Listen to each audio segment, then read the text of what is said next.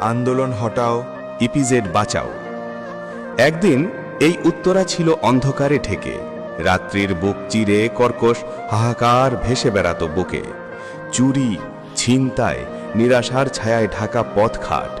মানুষ বাঁচত কষ্টে, ছিল না কোনো প্রভাত। ভাতের থালায় দুঃখ, চোখে ঘুমের ছায়া। জীবন মানে তখন কেবলই এক অসহায়ত্ব। স্বপ্ন ছিল বিলাস, ভবিষ্যৎ ছিল দূর। নীলফামারীর বুকে তখন বয়ে যেত হাহাকারের নূর। কিন্তু একদিন সূর্য উঠল নতুন আলোয়। উত্তরার বুক জুড়ে জেগে উঠল আশা আলোয়। Uttara export processing zone. নতুন ইতিহাস লিখল নতুন স্বপ্নের টোন। হাজারো তরুণের চোখে জ্বলে উঠল দ্বীপ। শত শত পরিবারের মুখে ফিরল হাসির নীড়। যে মাটিতে ক্ষুধা ছিল সেখানে ফুটল শিল্পের ফুল। ইপিজেড এনে দিল জীবনের নতুন মূল।